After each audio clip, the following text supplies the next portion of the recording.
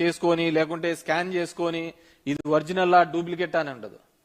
నిన్న మన ఏదో చిన్న వీడియోస్ కూడా వచ్చినాయి బీర్వి అవన్నీ టెక్నికల్ గా మనం చెప్పేది కాదు. కానీ సో ఖచ్చితంగా కల్తీ మద్యం అనేది ప్రతి చోట మొలకల చెరువులో మొదలైన సంఘటన విజయవాడ నడిబొడ్డున ఇబ్రహీంపట్నంలో ఉన్న చోట మా ధర్మవరంలోనూ కూడా ఉంది.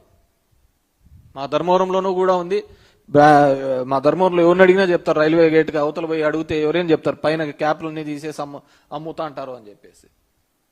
సో డెఫినెట్ గా టేక్ స్ట్రిక్ట్ యాక్షన్ అగెన్స్ట్. ఎందుకంటే చంద్రబాబు నాయుడు గారు ఇప్పుడు మీరు అది కట్టాము ఇది కట్టాము దానిల కోసం కాదు, కీర్తి ప్రతిష్టల కోసం పాకులాడండి. గౌన సంపాదించుకునేదంతా సంపాదించుకున్నారు. ఇంకొక 40 తరాలు ఇంట్లో కూర్చొని తిన్నా కానీ సరిపోయినంత డబ్బులు సంపాదించుకున్నారు కాబట్టి లేదు ఇంకా ఆ కీర్తి ప్రతిష్టలు. ఇప్పుడు రాజశేఖర రెడ్డి గారికి కానీ ఇంకోరు కానీ ఏమున్నాయి, ఆయన లేకపోయినా కానీ ఇంకా కీర్తి ప్రతిష్టలే కదా. డెఫినెట్గా ఎవరైనా 1000 సంవత్సరాలు బతకరు. కానీ మన కాలంలో మనం ఏం చేస్తాం, ఎటువంటి పరిపాలన అందించినాం, మస్తుకు చెప్పుకోవడానికి 2 పథకాలు లేవు, 2 పెద్ద కన్స్ట్రక్షన్. సో మనగా కల్పించుకొని చేసుకుంటున్న డెఫినెట్ గా వీటి మీద కఠినమైన చర్యలు తీసుకోవాలని చెప్పేసి ఈ ప్రభుత్వాన్ని డిమాండ్ చేస్తున్నాను. Any other questions?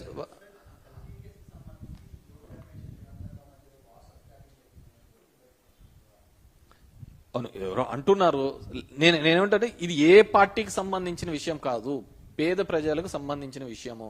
ఖచ్చితంగా ఇక్కడున్న ప్రభుత్వంలో నేను చెప్పిన ఇవన్నీ ఉన్నాయి, ల్యాప్సెస్ ఉన్నాయి. ఈ ఇన్వెస్టిగేషన్ ఎలా జనార్దన్ రావు అనే అతను వస్తాడు, అతను సిట్టుకు వచ్చిన తర్వాత వీడియో ఎలా రిలీజ్ చేస్తాడు, వీడియో రిలీజ్ చేయాల్సిన అవసరం ఏముంది, రిలీజ్ చేసిన వాళ్ళు ఎవరు, ఎందుకు చేయాల్సి వచ్చింది, నువ్వు కాన్ఫిడెన్షియల్ ఉంటే ఈ డాక్యుమెంట్స్ అన్ని కూడా కోర్టుకు సబ్మిట్ చేయి. అతని స్టేట్మెంట్స్, కన్ఫెషన్ స్టేట్మెంట్స్ అని కోర్టుకు సబ్మిట్ చేయండి. ఈ లీకులు ఎందుకు ఇవ్వాలి? దానికే సిట్ ఉండేది. ఇన్వెస్టిగేషన్ ఏజెన్సీ ఎప్పుడు ఆ విధంగా లీకూడదే. ఇన్వెస్టిగేషన్ ఏజెన్సీ కేవలం కొన్ని పత్రికలకు మాత్రమే ఎందుకు లీక్స్ వస్తున్నాయి? ఈరోజు మా పార్టీ వాళ్ళ మీద పెట్టిన దానిలో కేవలం కొన్ని పత్రికలకే ఇన్వెస్టిగేషన్ లోపల 4 గోడల మధ్య జరిగిన చర్చ ఈ విధంగా బయటకు వస్తుంది. అక్కడ కదా మిమ్మల్ని అందరూ అనుమానపడుతున్నది, అక్కడ కదా మీరు ఈ విధంగా తప్పుడుగా చేస్తున్నారు, తప్పుడు విధంగా కేసులు పెడుతున్నారు అని చెప్పేసి. ఒక చిన్నది ఎవరిదైనా ఫంక్షన్ ఉంటే ఫ్లెక్సీలు కానీ ఇదేమైనా కట్టేయడానికి అలో చేస్తారు. అట్లాంటిది ఒక పరిశ్రమే పెట్టాడంట, ఈయన చెప్పాడంట, ఆయన పెట్టాడంట. అది 2.5 సంవత్సరాల నుంచి నడుస్తోందంట. వీళ్ళేమో ఎక్సైజ్ వాళ్ళేమో పాపం తెలియదు కదా, పాపం ఫస్ట్ పట్టుకుంటానే 2.5 నెలలని అని చెప్పి పడేసినారు. ముందే స్క్రిప్ట్ ఇచ్చింటే వాళ్ళు చెప్పింది ఏమో 2.5 సంవత్సరాలని. వాళ్ళకి తెలియదు కదా ఇంత పెద్దది అవుతుంది, ఇంత గలీజ్గా తయారవుతుంది ఇదంతా అని చెప్పేసి. సో ఆ వాట్సాప్ చాట్లో ఏముందో అది ఏ విధంగా వచ్చిందో పాపం మా జోగి రమేష్ అంటున్నాడు కదా, లై డిటెక్టర్ పెట్టండి నాకు అని చెప్పేసి. అది పెట్టండి, థర్డ్ పార్టీకి పంపియండి, ఏం జరిగిందో రికార్డ్ చేయండి. అది వదిలిపెట్టేసి ఈరోజు ఆ లీకులు ఇచ్చుకుంటూ కప్పిపుచ్చుకునే ప్రయత్నం ఎందుకు చేస్తున్నారు? ఎందుకంటే ఈ మద్యం అనే దాని మీద మా మీద చల్లని బురదంటూ లేదు, మా మీద చేయాలంటే ఆరోపణలు అంటూ లేవు. ఈరోజు వాళ్ళ విషయానికి వచ్చేకల్లా ఇది మళ్ళీ అప్పటి నుంచి సౌత్ ఆఫ్రికా నుంచి వచ్చింది అంటున్నారు. అది ఎక్కడి నుంచి వచ్చిందో ఎలా వచ్చిందో మీ ప్రభుత్వం మీరు పట్టుకునే ప్రయత్నం చేస్తున్నారు. కప్పిపుచ్చుకునే ప్రయత్నం చేయకుండా దోషులు పట్టుకోవాలని చెప్పేసి కోరుతున్నాను.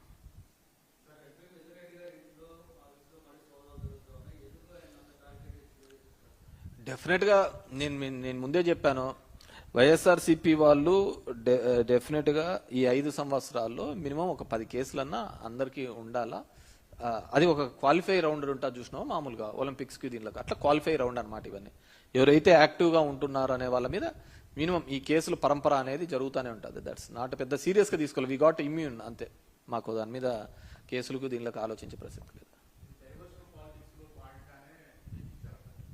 డెఫినెట్ గా అంతే కదా, డైవర్షన్ పాలిటిక్స్ లో భాగంగానే జోగి రమేష్ అనే పేరు ప్రస్తావించడం జరిగింది. ఎందుకంటే ఆయనే ఇబ్రహీంపట్నంకు పోయి అవన్నీ చేసి నారావారి సారా అని చెప్పేసి ప్రస్తావించడం జరిగింది. కాబట్టి ఆయన ఏదో విధంగా టార్గెట్ చేసి ఎవడో ఒకటి దొరకాల కదా అని చెప్పేసి అంతే, అతని మీద బుడదేయడం, అతను తిప్పలు అతను పడతా అంటాడు. ఇన్ని తీసుకొని రావడం జరుగుతుంది. నేను ఒకటే చెప్పదలుచుకున్నాను, 3వ తేదీ ఇది లోకల్ పేపర్లో వచ్చిన తర్వాత మళ్ళీ 6th వరకు ఎక్కడే కానీ ఏ పేపర్లోనూ రావటం లేదు. ఎప్పుడైతే వైఎస్ఆర్ కాంగ్రెస్ పార్టీ కల్తీ మద్యం గురించి పలు అంశాలుగా ప్రస్తావించడం జరిగిందో జోగి రమేష్ డైరెక్ట్ గా స్పాట్కు పోయి ఇది నారావారి సారా అని చెప్పేసి ఎగ్జిబిట్ చేయడం జరిగిందో, బయట పెట్టడం జరిగిందో, ఆ రోజు నుంచి కూడా దీని మీద మేము పెద్దగా యాక్షన్ తీసుకుంటున్నామని చెప్పేసి చేయడం జరిగింది. దానిలో ఉన్న జయచంద్రారెడ్డి అదేవిధంగా జనార్దన్ అనే వాళ్ళను ఇద్దరిని సస్పెండ్ చేస్తున్నట్టుగా చెప్పడం జరిగింది. ఈ జనార్దన అనే అతను సౌత్ ఆఫ్రికా సస్పెండ్ చేస్తున్నట్టుగా చెప్పడం జరిగింది.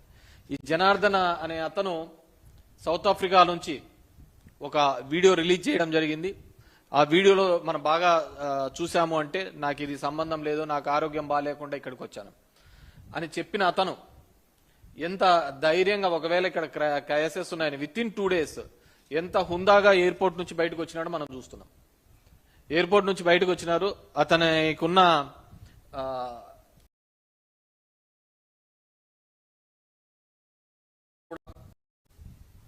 రిమాండ్ రిపోర్ట్ లో కూడా ఆయన్ని తీసుకొని వచ్చినాము. ఈ విధంగా 12 ఎవరో కొద్దిమంది మీడియేటర్ సహాయంతో, ఎవరా మీడియేటర్లు, ఎవరేం మీడియేట్ చేసినారో వాళ్ళు తెలియదు.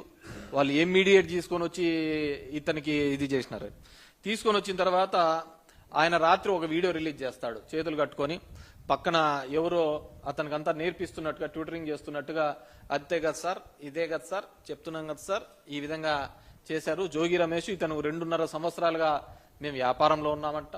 జయచంద్రన్ ఇదైతే మలకల్ చెరువులో అయితే చంద్రబాబు నాయుడు గారికి చెడ్డ పేరు వస్తుందంట.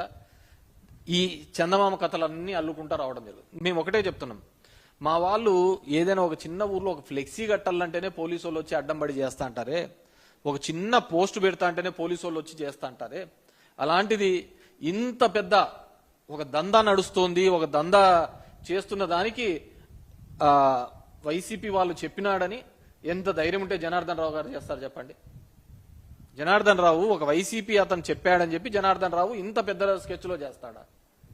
గవర్నమెంట్ లో ఇలాంటివి ప్రోత్సహించకపోయింటే, నేను సింపుల్ థింగ్ చెప్తాపా, మా గవర్నమెంట్ ఉన్నప్పుడు టు బి హానెస్ట్ చెప్తున్నా, హైదరాబాద్ నుంచి కానీ బెంగళూరు నుంచి కానీ ఒక 2 బాటిల్ తీసుకొని వచ్చా అంటే పోలీసు వాళ్ళు అడ్డం పడి నిలబెట్టేసి జైల్లో వేసిన సందర్భం.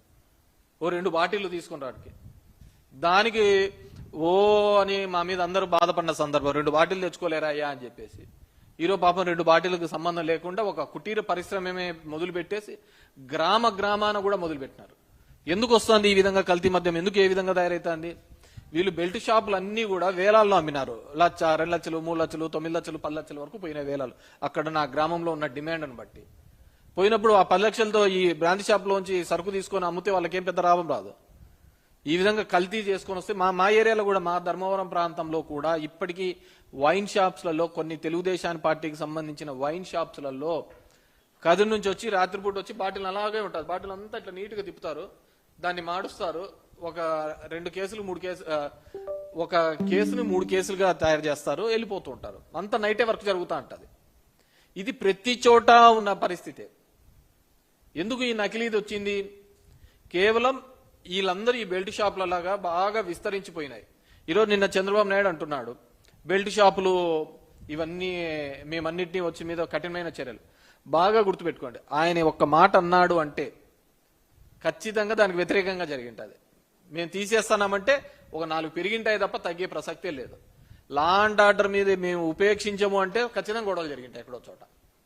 ఆ విధంగా చేస్తూ ఉంటారు. సో ఈరోజు వైఎస్ఆర్ కాంగ్రెస్ పార్టీ మీద ఈ విధంగా రుద్దే ఒక ప్రయత్నం నిజంగంటే కూడా నీచాది నీచమని. అందుకే నిన్న జోగి రమేష్ గాని, వైఎస్ఆర్ కాంగ్రెస్ పార్టీ గాని ఒక థర్డ్ పార్టీ ఎంక్వైరీ చేయాలి అని చెప్పేసి సిబిఐ పార్టీకి మేము సిబిఐ దీని మీద ఇన్వెస్టిగేషన్ చేయాలి అని చెప్పేసి. ఎందుకంటే ఇక్కడ ఉన్న వాళ్ళు సిట్ అంటే సిట్టు, స్టాండ్ అంటే స్టాండ్. ఒక జగన్మోహన్ రావు అనే అతను వచ్చి, జనార్దన్ రావు అని వచ్చేస్తాడు, వచ్చి ఒక స్టేట్మెంట్ ఇచ్చేస్తాడు, ఒక వీడియో పెడతాడు. అసలు ఈ ఇన్వెస్టిగేషన్ ఆఫీసరు ఈ విధంగా వీడియోస్ ఏ విధంగా లీక్ చేస్తాడు? తన ముందర ఇన్వెస్టిగేషన్ కాన్ఫిడెన్షియల్ గా జరగాలి, జరిగిన తర్వాత వీళ్ళంతా నిందితులు, వీళ్ళంతా ఈ విధంగా జరిగిందని. అది ఏ పార్టీ వాళ్ళు ఉన్నా కానీ ఒక ఇన్వెస్టిగేషన్ అంటే ఆ విధంగా జరగాలి. వీళ్ళు కల్ప్రిట్స్, వీళ్ళు దొంగలు, వీళ్ళు దొరికారు, వీళ్ళు ఈ పద్ధతిలో చేశారని చూపించాలి. కానీ దాన్ని పొలిటికలైజ్ గా చేయడం, అది పొలిటికల్ గా ఇబ్బంది కలిగించాలి అవతల పార్టీని అనే ప్రయత్నం చేయడం నిజంగంటే, మీరు దీనికి ఏదన్నా కానీ ఒక లాజికల్ కంక్లూజన్ గా ఎక్కడ దొరికారు అని మూలాలు కనిపెడితే ఇక్కడికి ఆగుతుంది.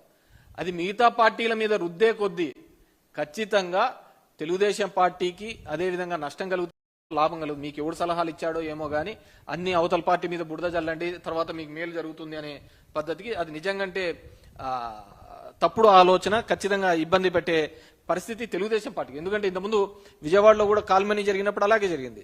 అంత కాల్మనీ అనగల మళ్ళీ ఎవడో వైసీపీ వాళ్ళు ఉన్నారని చెప్పేసి దాన్ని చేసే ప్రయత్నం చేస్తున్నారు. కానీ ఈ రోజు ఎందుకంటే చంద్రబాబు నాయుడు నిన్న ప్రెస్ మీట్ లో చెప్పినారు 30,000 మంది చనిపోయినారు. ఈ Xiaomi one post mortem that ఈ గత ప్రభుత్వంలో మద్యం వల్ల చనిపోయినారని ఒక పోస్ట్ మార్టం చూపించండి, ఒక కంప్లైంట్ చూపించండి. ఈరోజు చాలా మంది చెప్తున్నారు, మేమే లోకేష్ చెప్తున్నాడు, మేమే కనుక్కున్నాము, మేమే దీన్ని కల్తీ మద్యాన్ని అరికట్టే ప్రయత్నం చేస్తున్నారు. ఖచ్చితంగా అరికట్టాలి చేస్తే తప్పే కాదు, కానీ ఈ విధంగా దొరికిన దాన్ని కప్పిపుచ్చుకునే ప్రయత్నం చేస్తున్నారు. ఆ కప్పిపుచ్చుకునే ప్రయత్నంలో భాగంగానే మీరు ఈ రోజు వైసీపీ పార్టీ వాళ్ళ మీద ఇంకోరి మీద రుద్దే ప్రయత్నం చేస్తున్నారు. డెఫినెట్ గా మీ అందరినీ కోరుకునేది ఏంటంటే ఈ మీడియా ద్వారా తెలియజేసేది, ఎవరైతే దీంట్లో ఉన్నారో వాళ్ళు ఆ పార్టీ ఈ పార్టీ అని సంబంధం లేకుండా నిష్పక్షపాతంగా విచారణ జరగాలి అంటే అది ఒక సిబిఐ ద్వారానే, థర్డ్ పార్టీ ఇన్వెస్టిగేషన్ ద్వారానే జరుగుతుంది. మేము సిట్ అంటే సిట్టు, వీళ్ళంటే వేసినాం. దానిలో ఉన్న ఆఫీసర్లందరూ నాకు తెలుసు. మా జిల్లాలో ఎస్పీగా పనిచేసిన అతనే అశోక్ కుమార్. మా దాంట్లో ఒక ఎస్ఐ రెడ్ హ్యాండెడ్ గా దొరికిపోయినాడు, ఒక అతన్ని డబ్బులు అడిగినాడని చెప్పేసి, సురేష్ అని. నేను కంప్లైంట్ ఇవ్వడానికి పోయినా ఆయన దగ్గరికి. ఆయన దగ్గర పోతే ఆయన అన్న మాటలు ఏంటంటే, ఇలా ఫోన్లో ఎట్లా మాట్లాడాలో తెలియదు అన్నాడు. ఫోన్లో డబ్బులు అడుగుతా వాయిస్ రికార్డింగ్ దొరికింది. దొరికితే ఒక సూసైడ్ ని హత్య కిందికి చేసే దాని మీద అది రికార్డింగ్ దొరికితే మేము తీసుకుపోయి ఇచ్చినాం అతనికి. ఇస్తే ఆయన అన్న మాటలు ఇదే, వీళ్ళకు ఎట్లా ఫోన్లో మాట్లాడలేదు తెలియదు అని చెప్పేసి. అంటే అతను దీనికి వేసినారు. సో అప్పుడు అది కూడా అప్పుడు టీడీపీ టైంలోనే ఆయన మాకు ఎస్పీగా ఉన్నాడు. నేను నో డౌట్ ఖచ్చితంగా దీని మీద ప్రెజర్స్ ఉంటాయి. ఎందుకంటే ఇది జనం యొక్క ప్రాణాలతో చెలగాటమాడుతున్నారు, జనం యొక్క ప్రాణాలతో చెలగాటమాడుతున్నారు. కాబట్టి ఐ రిక్వెస్ట్ దిస్ గవర్నమెంట్ ఖచ్చితంగా సిబిఐ ఎంక్వైరీ చేయాలి. ఎందుకంటే దీంట్లో ఎక్కడే గాని మీ ఇన్వెస్టిగేషన్ లో గాని మీరు మీ పేపర్లలో వచ్చే కథనాలు గాని కథలు గాని ఏవే గాని లింక్ కావటం లేదు. ఎక్కడో ఒకటి